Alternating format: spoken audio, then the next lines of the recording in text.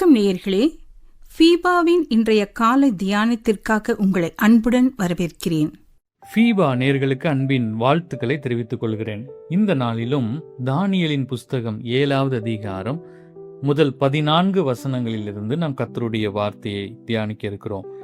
தானியேல் 7ஆம் அதிகாரம் தானியேலின் தரிசனங்களில் மிகவும் முக்கியமானது.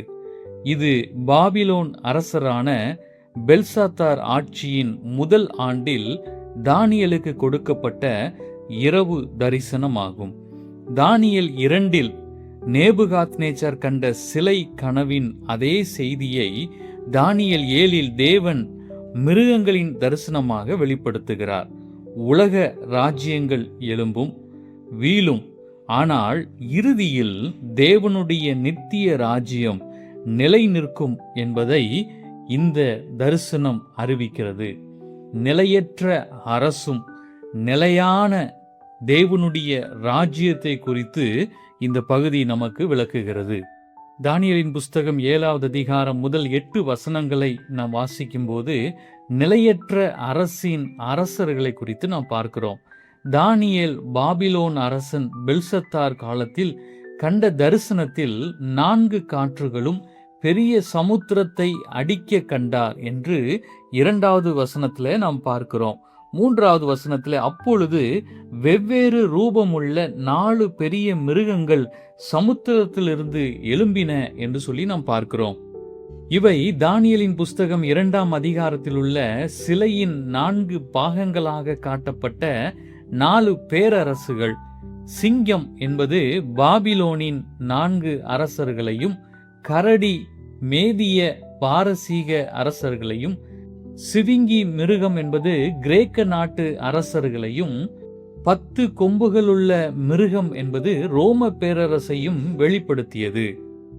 எனக்கன்பானவர்களே, சிங்கம் என்பது வலிமை, மகிமையை குறிக்கிறது. மனித பெருமை தேவனுக்கு முன் தாழ்த்தப்படுகிறது. 2வதாக கரடி, இது மேதிய பாரசீக ஆட்சியை குறிக்கிறது. உலக அதிகாரங்கள் இரக்கமற்றதாக இருக்கலாம் என்பதை இது நினைவுபடுத்துகிறது. 3வதாக சிவிங்கி, இவை கிரேக்கம், இது வேகம், வெற்றியை குறிக்கிறது. உலக வெற்றிகள் விரைவாக வரும். எப்படி விரைவாக வருகிறதோ அதுபோல விரைவாக அது கடந்து போகும். 4வதாக ரோம பேரரசை குறிக்கிற 10 கொம்புகளுள்ள மிருகம், இது மிகுந்த வல்லமையை குறிக்கிறது. தேவனை எதிர்க்கும் சக்திகளின் உருவகம். எனக்கு அருமையானவர்களே, உலக அரசுகள் மாறுகின்றன, ஆனால் தேவன் ஒருபோதும் மாறுவதில்லை. 2வதாக 9வது வசனத்திலிருந்து 12வது வசனம் வரைக்கும் நாம் வாசிக்கும் போது நிலையற்ற அரசில் அரசர்களின் வீழ்ச்சிகளை நாம் பார்க்கிறோம். பேரரசர்கள் தங்களுக்கு கிடைத்த வெற்றியினால் தேவனை மறந்து பெருமை கொண்டு அழிவை சந்தித்து ஆளுகையை இழந்தார்கள். ஆனால் இங்கு தானியேல் சிங்காசனத்தில் வீற்றிருந்தவரை பற்றியும் நீதிமன்ற காட்சியை பற்றியும் தானியேல் கூறுகிறார். உலக அரசுகள் எதிர்க்க முடியாத பேரரசுகளாக விளங்கினாலும் தேவனின் தண்டனை வருகிறது. 1ஆம் பேரரசு அக்கினிக்கு இரையாக்கப்பட்டது. மற்ற பேரரசுகளது ஆட்சி முடிவுக்கு கொண்டு வரப்பட்டது. தேவன் நீதியின் சிங்காசனத்தில் அமர்ந்திருக்கிறார். அவருடைய ஆடை பனி போல வெண்மை, அவரது நியாய தீர்ப்பு பரிசுத்தமானது. 3வதாக 13, 14 வசனங்களை நாம் வாசிக்கும் போது நிலையான அரசில் நித்திய அரசரை குறித்து நாம் பார்க்கிறோம்.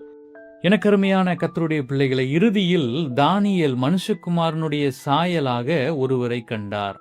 மேசியாவாகிய கிறிஸ்துவை மனுஷகுமாரன் என்று முதல் அறிமுகப்படுத்தும் வசனங்கள் இவைதான்.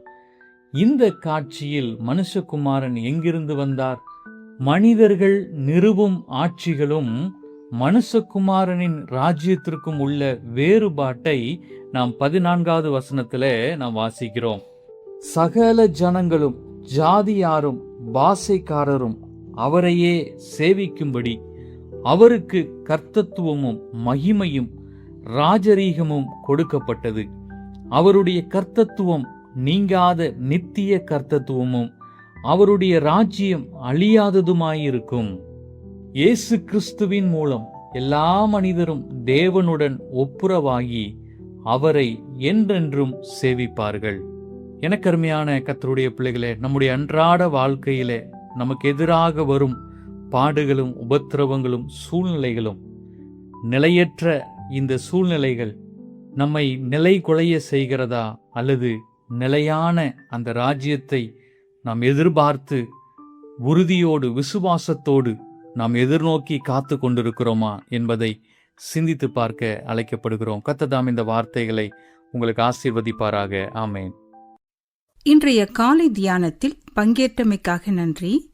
உங்களது கருத்துக்களை பகிர்ந்து கொள்ளவோ மேலும் விவரங்கள் அறிந்து கொள்ளவோ 94585042 என்ற எண்ணிற்கோ அல்லது info@fibaonline.org தொடர்பு கொள்ளவும். தேவன் தாமே உங்களை ஆசீர்வதிப்பாராக. ஆமேன்.